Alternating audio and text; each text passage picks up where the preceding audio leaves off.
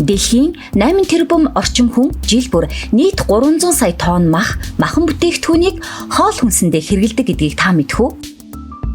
Харин манай улсад малын гаралтай бүтээгдэхүүний 50% нь бидний зоогийн ширээн дээр бэлтгэгдэн ирдэг байна. Үлдсэн 50% нь хайчих вэ гэж та гайхаж байна уу? Тэгвэл протеин үйлдвэр танд яг одоо хариулахад бэлэн байна.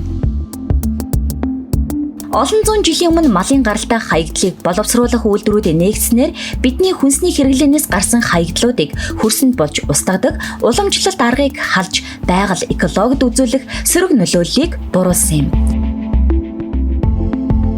Протеин үйлдвэрийн үйл ажиллагаа үндсэн 3 шатнаас бүрдэнэ.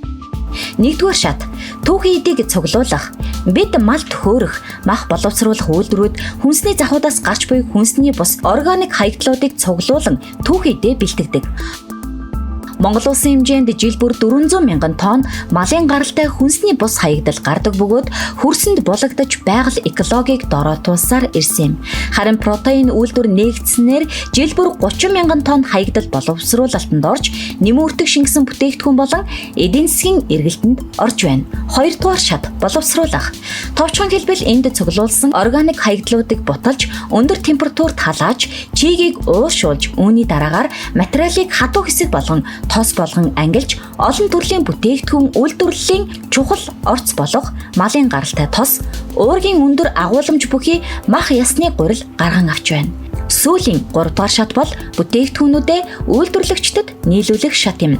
Эдгээр орцууд нь гэрийн тэжээвэр амтны хоол, малын амтны тэжээл, дугуй, вакс, эмнэлгийн хэрэгсэл зэрэг олон төрлийн нийтлэг бараа бүтээгдэхүүний үйлдвэрлэлийн чухал орц болдог байна. Гайхамшигтай биш гэж үү? Дэлхийн өнцөг булан бүрдэх протеин шиг олон үйлдвэрүүд эдийн засгийн эргэлтийн гарцаагүй том хэсэг. Бид хэрэгцээгүй нөөцийг эрэлттэй бүтээгдэхүүн болгон хуургаж байна. Нэгэнт хаягдаж байсан органик хаягдлууд одоо эдийн засагт чухал түүхийд болон эргэн ирж байна. Юу ч устж үгүй болдоггүй шиг юу ч шинээр бүтээгддэггүй. Юм бүхэн хувьсан шилжиж байдаг. Ирээдүйн хойч үеийнхэндээ илүү ногоон маргаашийг бүтээхийн төлөө.